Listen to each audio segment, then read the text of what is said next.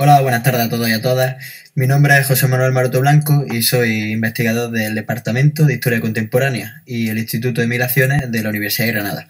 Actualmente pertenezco a la Universidad de Granada con un contrato predoctoral FPU de formación del profesorado universitario y hoy vengo a presentar un trabajo que se titula Visibilización de la comunidad LGTB en la asignatura de Historia Contemporánea.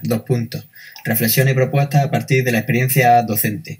Este trabajo está inmerso dentro de un proyecto de innovación docente y buenas prácticas del Plan FIDO de la UGR que comenzó en 2018 y acabará en 2020. Este proyecto lleva por nombre Educación Transversal para la Diversidad Afectivo-Sexual, Corporal y de Género.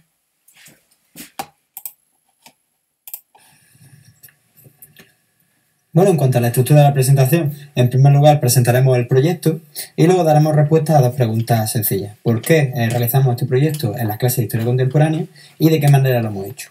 Pondremos algún ejemplo de algún desarrollo de actividades que hemos realizado. En general, bueno, en la primera lección, que es un poco más relativa a la presentación, que nos interesa mucho para que el alumnado, digamos, aprenda una serie de conceptos clave que creemos que es fundamental. Luego hablaremos de otro ejemplo, uno que es menos común, que es de la primera parte del siglo XX, y otro que está mucho más ligado al espacio africano, ¿no? Creemos que además es muy interesante porque podemos hablar tanto del tema de la colonización, como la descolonización, como la realidad neocolonial. Durante el pasado curso académico 2018 y 2019 se aprobó la puesta en práctica de un proyecto de innovación y buenas prácticas docentes por parte de la Unidad de Calidad, Innovación y Prospectiva de la Universidad de Granada. Esto se hizo dentro de la convocatoria de proyectos de innovación docente y buenas prácticas del Plan FIDO UGR 2018 y 2020, como comentaba en la primera diapositiva. Bueno, la verdad es que con el título de Educación Transversal para la Diversidad Afectivo-Sexual, Corporal y de Género, y que está siendo dirigido por Francisco Manuel Morales Rodríguez, los objetivos de este proyecto, del que forman parte, no hay que olvidar, más de 25 compañeros y compañeras de la universidad, giran en torno a la aplicación de principios y fomentar el conocimiento teórico-práctico en el alumnado sobre el hecho de la desigualdad, discriminación y el valor de la igualdad, equidad de género, la coeducación o el respeto a las diferentes identidades de género, sexual y corporal. Asimismo, también deja constancia de la importancia de la prevención y su concienciación en el ámbito universitario. La necesidad de realizar un proyecto de estas características se hace harto necesario, más aún cuando organismos internacionales como UNICEF han señalado en numerosas ocasiones la importancia de educar en sexualidad para garantizar tanto un acceso igualitario a la educación como un desarrollo sostenible en cada contexto. Pese a ello, y tal como han señalado varios investigadores e investigadoras, en España no se ha llevado tradicionalmente a cabo una educación integral en temas relacionados con la sexualidad. En los últimos años, pese a que ha existido un avance legislativo en nuestro país, existen numerosos estudios que demuestran la relación que existe entre la homofobia, que tiene lugar en las aulas de los centros educativos españoles, entre ellos también los de la universidad, y los suicidios o intentos de suicidio que se producen, por no hablar de otro tipo de violencia. La investigadora Melanie Pena, por ejemplo, concluye que la homofobia existente entre el alumnado universitario es muy alta en esta etapa, mientras que los planes de estudio no inciden en esta dinámica. Y, abro comillas, la formación del profesorado universitario en aspectos vinculados con la diversidad afectivo-sexual continúa siendo, desgraciadamente, una asignatura pendiente. Por otro lado, en el caso de la Universidad Española, la presencia de la diversidad afectivo-sexual LGTB en la Universidad Española, a pesar de esa variedad de recorridos que hemos advertido, se sitúa en un momento muy incipiente y con ciertos matices de novedad, hasta el punto de no estar aún definida la dirección a la que las instituciones universitarias podrían aspirar, ¿no? Tal y como asegura García Cano. Y la pregunta que nos hacemos es ¿por qué las clases de historia contemporánea? Lo cierto es que somos un grupo interdisciplinar y las que formamos parte de este proyecto de innovación docente, y el año pasado he impartido ciencia en 2 grados, en el grado de Historia y en el grado de Derecho y Dirección de Empresas. Por otro lado, consideramos que era muy importante también partir de un concepto, como aparece en el PowerPoint de Fernández de 2017, que es patrimonio LGTB. ¿Por qué? Porque considerando que el patrimonio LGTB es un conjunto de testimonios tanto materiales como inmateriales, que evidencia la participación e importancia de los homosexuales, lesbianas, hermafroditas, travestis, etc., en la sociedad histórica, amén de manifestar igualmente los procesos de discriminación que estos han sufrido a lo largo de los tiempos y cuyo análisis nos permite reconstruir el pasado de una forma más exacta y aproximada a las cosmovisiones propias del mundo de cada momento, la recuperación, análisis y protección de los testimonios materiales e inmateriales de estas subculturas son igualmente constructos de equidad y progreso social y emocional, ¿no? En definitiva, ¿no? A través de ese conjunto de testimonios materiales e inmateriales podemos construir una historia alternativa que visibilice sectores sociales que han estado completamente invisibilizados y marginados. ¿Cómo lo hemos hecho en las clases de historia contemporánea? Pues la verdad es que lo hemos hecho a través de prácticas semanales, introducción de referentes LGTB en cada lección y trabajo personal y libre sobre referentes LGTB, ¿no? Hemos intentado que sea, por un lado, movimientos más colectivos, pero también hemos introducido la variable de biografías, ¿no? Que creemos que también es muy importante combinarlas las dos.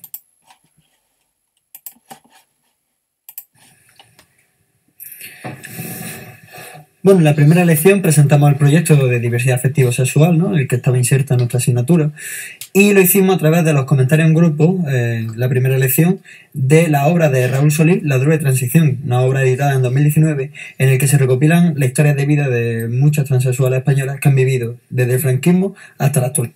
Analizamos las vidas, pues, por ejemplo, de una canaria que emigró a Barcelona, Silvia Reyes, o de la gaditana Manolita Saborido, que desarrolló parte de su vida en un espacio rural, o de, abro comillas, una gitana de verdad, ¿no? Como Miriam Abaya, que no dejan de ser el vivo reflejo de los sufrimientos, la resistencia, la lucha y triunfo de una parte de la población que ha sido y sigue siendo, desgraciadamente, sistemáticamente excluida en nuestro país. Hacer para el alumnado que el propio relato histórico no es neutro y que es reflejo de la ideología y discursos dominantes era para nosotros fundamental.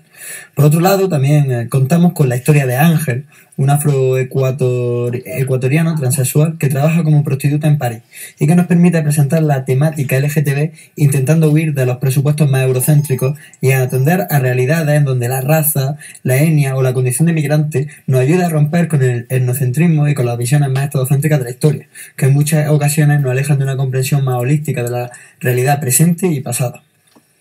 En definitiva, la historia debe dar voz a aquellos que no la han tenido, que no ha sido escuchada.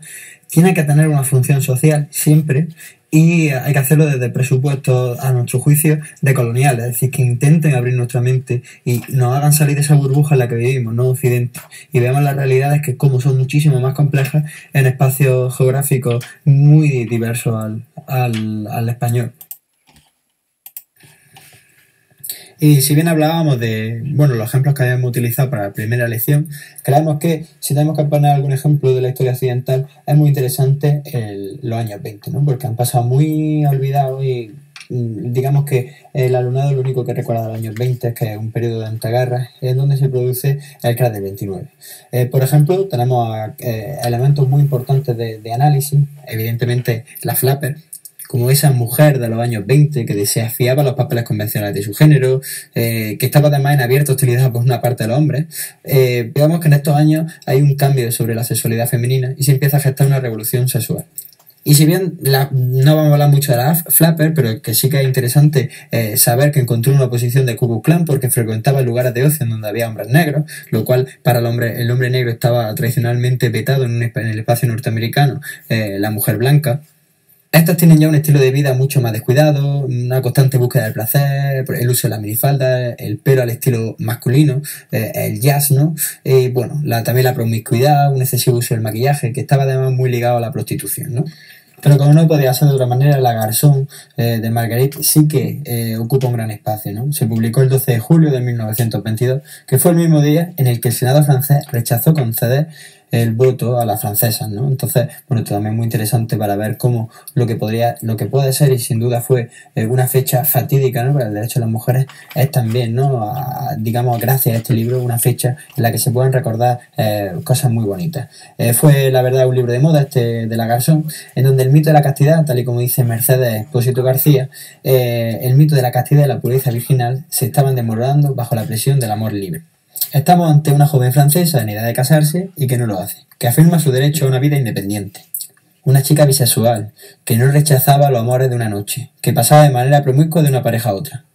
Y lo que era escandaloso es que esta mujer no era una prostituta. Estamos ante una mujer normal. entre comillas, ¿no? Es decir, ya no es un personaje marginal, ¿no?, el que pueda amar a personas de su mismo sexo.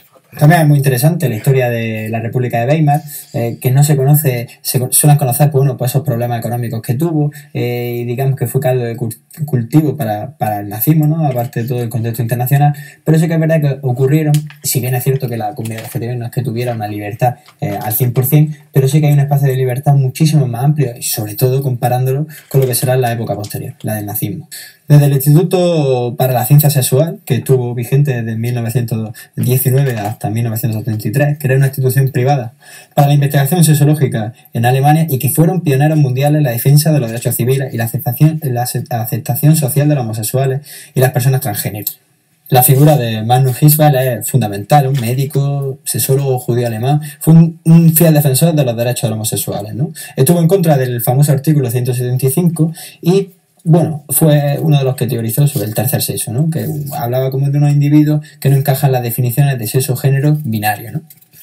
También son de vital importancia obras como La novia, de 1924, o Amor de mujeres, de 1926, ¿no? Recordamos en clase cómo en algún fragmento, ¿no?, se dice a las compañeras lesbianas, dicen: dejad esta revista en la calle para que otras puedan leerlo y comenzar su revolución.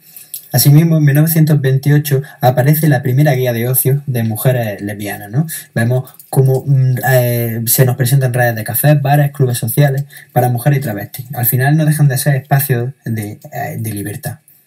Por supuesto, también es interesante en el periodo nazi ver ese endurecimiento del artículo 175, y hay dos figuras que para nosotros han sido fundamentales. Una es la de Ernst Röhm, que fue jefe de las SA y que, bueno, acabó siendo encarcelado y asesinado. Y por otro lado, Rudolf Brandtland, ¿no? Cuenta su historia, ya murió hace poco tiempo, pero fue una de las personas que estuvo en un campo de concentración por el mero hecho de ser homosexual, ¿no? Es decir, con un triángulo rosa. Y bueno, la historia es muy interesante porque se trata de la historia de un hombre que durante la República de Weimar llevaba su sexualidad con muchísima más normalidad y que cuando llegó Hitler al poder no se pensaba que fuese a vivir el infierno que vivió, ¿no? Y de ver cómo ya no podía vivir su sexualidad de una forma, si bien sin la total libertad, con, digamos, ciertas capacidades, a ver cómo se tuvo que incluso exiliar de Alemania, que bueno, al final tuvo la mala suerte de que Alemania acabó invadiendo la República Checa, que es actualmente la República Checa, y acabó en un campo de concentración, ¿no? Su historia también nos ayuda a entender que la represión nazi no solo se realizó sobre judíos, sino que hubo otros colectivos, ¿no? Desde el colectivo gitano, también otros por motivos políticos y también por la orientación sexoafectiva. Como no podía ser de otra manera,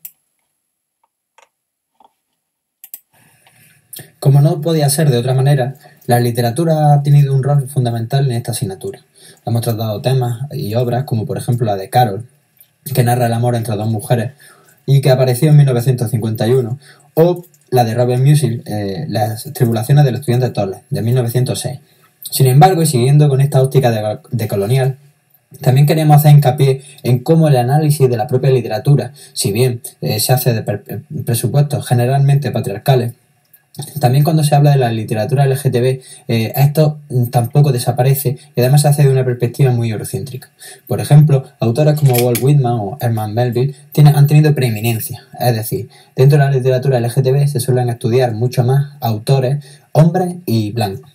Realizar una crítica precisamente a esta realidad ha sido para nosotros fundamental. Por ejemplo, tratamos el tema de la literatura africana, en cómo reafirman roles que son reflejos de culturas imperiales.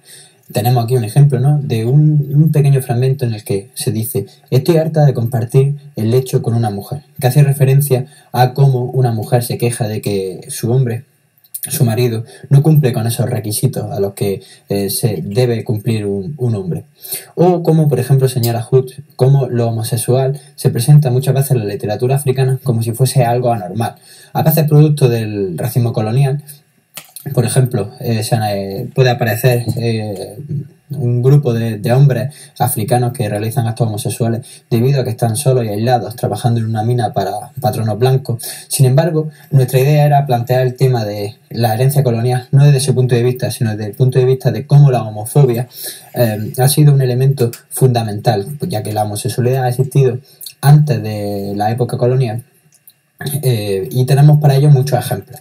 Uno de ellos es nuestra hermana Aguafiestas, que sin duda es una obra muy interesante porque analiza desde una perspectiva faunoniana, decolonial, las vivencias de una mujer africana en Europa, que va de viaje. Evidentemente no es una obra que podemos catalogar como de literatura LGTB, pero sí hay una escena en la que narra el amor, bueno, una relación entre la protagonista y una mujer blanca de Alemania, y en la que realiza una crítica a cómo fueron precisamente las monjas las que empezaron a escandalizarse por ese tipo de comportamientos afectivos entre dos mujeres. O sin duda el Llanesia colectiva de Koleka Putuma, que es muy interesante porque habla precisamente tanto de la homofobia como de las realidades coloniales existentes.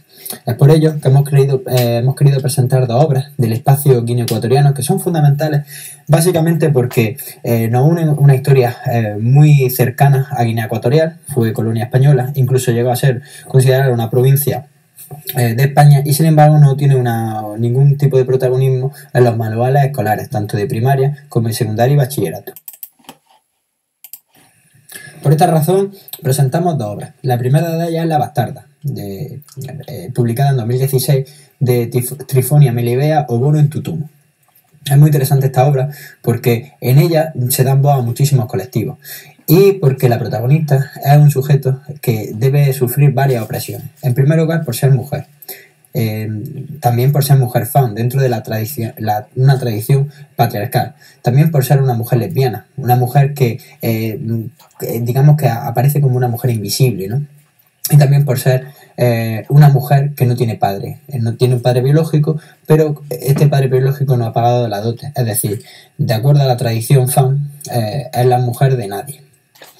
Es muy interesante porque pone en cuestión una serie de heteronormas, como por ejemplo que sean relaciones monógamas en la homosexualidad, esa jouissance, ¿no? Esa alegría de mantener relaciones sexuales que rompen esos estereotipos y esas prácticas más heteronormativas desaparecen en la obra de Melibea, y además rompe también con esa tradición de la literatura LGTB occidental. Por ejemplo, la ciudad ya no aparece como un espacio liberado. Es en este momento donde el bosque faun aparece como el espacio de libertad. También hace una crítica a la masculinidad a través de la figura de su tío, que es homosexual.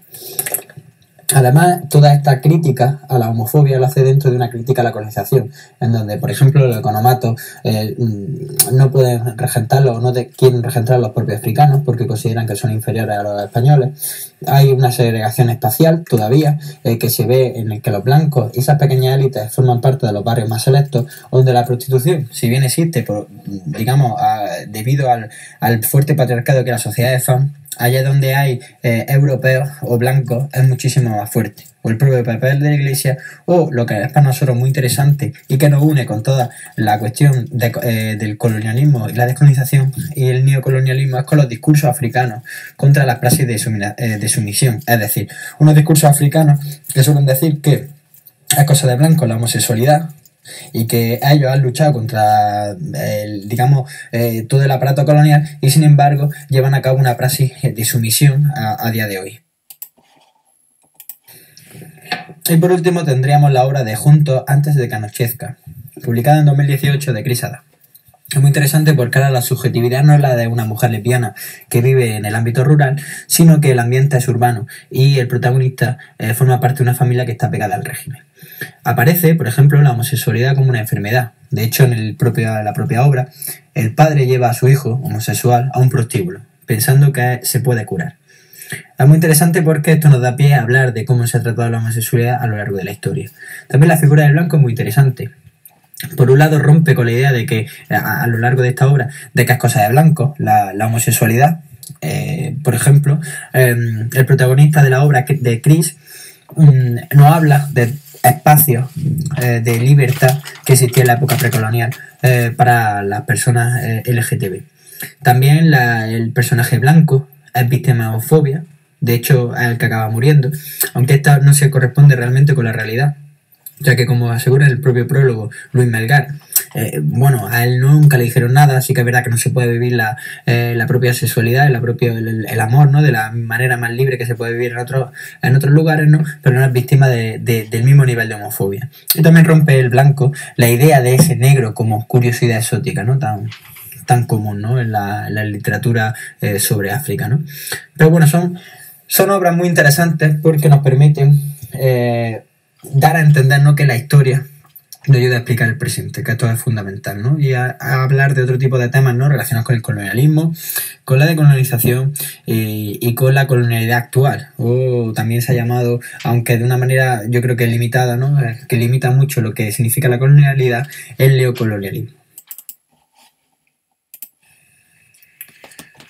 Bueno, entre las conclusiones y reflexiones finales podemos destacar que, bueno, el primer problema, y es un problema de fondo, es el poco espacio de tiempo con el que cuentan asignaturas de historia, ¿no? Todo esto lo sabemos y somos conscientes dentro de una dinámica de desvalorización de las humanidades, ¿no? Donde la historia, si bien resiste, siente la disminución de horas, ¿no?, lectivas. Ya de por sí que hay poco tiempo para tratar temas que en general suelen ser parte de la historia occidental. Cuando queremos extrapolar o, bueno, digamos, salir de esa capa, ¿no?, de esa burbuja del etnocentrismo y eurocentrismo, al final lo que nos encontramos con menos tiempo aún para añadir, incluirnos la historia del colectivo LGTB, al que, por supuesto, le queremos dar digamos, una perspectiva muchísimo más amplia que esta, la occidental, que no deja de ser provinciana y que reduce mucho la realidad del colectivo, tanto en el pasado como en el presente, ¿no? También muy importante, y esto no es fácil, es luchar contra el presentismo, ¿no? Porque todo esto desvirtúa muchísimo las luchas del pasado, ¿no? Y esto es algo muy común en clase, ¿no? Y en lo que hay que incidir muchísimo, ¿no? Hay muchísimos alumnos y alumnas que no consideran que sea una resistencia radical, ¿no? Ciertas actividades, ciertas actitudes que realmente en estos contextos suponen un auténtico, bueno, jugarse la piel, ¿no?, por así decirlo. Por otro lado, creo que es muy importante y ha sido muy beneficioso conjugar tanto experiencias colectivas con otras individuales, ¿no? Y más allá de las diversas subjetividades que la hemos trabajado, plantear sobre todo la estructura de poder dominante, ¿no? Esto se ve muy claramente en el caso de África, en el que lo que estamos estudiando también es esas herencias coloniales que todavía persisten, ¿no? Y esas herencias coloniales se traducen, ¿no?, en una homofobia muy antigua, digamos, del siglo XX, ¿no?, que adaptada al siglo XXI, a los discursos de la élite, a los intereses de unas élites que son correa de transmisión del colonialismo actualmente, ¿no?, pues acaban deshumanizando también a grupos humanos en sus propios países, ¿no? Por otro lado, creo que es muy importante que al final lo que estamos haciendo nosotros es normalizar una diversidad que ya existe, ¿no? Al final simplemente es que se entienda, ¿no?, que su historia, es que estas personas sobre todo son héroes, ¿no? Que esto parece que no se entiende, ¿no? Y además que son héroes no solo para la propia comunidad LGTB, sino para todos y todas, ¿no? Y aquí, por ejemplo, podemos decir que estos hombres, estas mujeres, estas personas han ampliado muchísimo los límites tanto de la masculinidad como de la feminidad. También nos hemos encontrado con algunos problemas, ¿no? Y es que, digamos que los alumnos y las alumnas nos han hablado, ¿no?, de la posibilidad de hacer trabajos y propuestas que son muy interesantes. Por ejemplo, muchos de ellos y de ellas nos han propuesto hacerlo a través de la historia oral en pueblos, donde la visibilidad LGTB es casi nula, ¿no? Que finalmente han sido más escasos de los que al principio aprecié, porque se han encontrado con muchas resistencias sociales, ¿no? No voy a poner ningún ejemplo, pero cuando en pueblos pequeños no se plantea hacer una entrevista de historia oral, a través de la historia oral, una entrevista a personas que han vivido gran parte de su vida, podemos decir entre comillas, en el armario, ¿no? Y que ya en una edad avanzada, pues no quieren, y hay que aceptarlo y respetarlo, por supuesto, ¿no? Pero sí que es verdad que es muy interesante, ¿no?, digamos, de esa perspectiva, ver la cantidad de historias de vida que pueden, digamos, ponerse por escrito y que sean escuchadas durante muchos años, ¿no?, y que ayuden a construir una identidad muchísimo más inclusiva. Bueno, seguimos también en la elaboración de este proyecto, que este año también tendrá lugar, y con ánimo de finalizar este trabajo y poder realizar un cuadro más amplio de la situación, ¿no? Quizá el primer año ha sido un poco, podemos decir, una prueba piloto. Hemos visto los problemas que hay y las ventajas que también tiene. Pero bueno, en esta ocasión hemos decidido que las prácticas individuales sean ahora grupales y se pongan delante del resto de compañeros, ¿no? Creemos que los compañeros y las compañeras deben también retroalimentarse, ¿no?, a través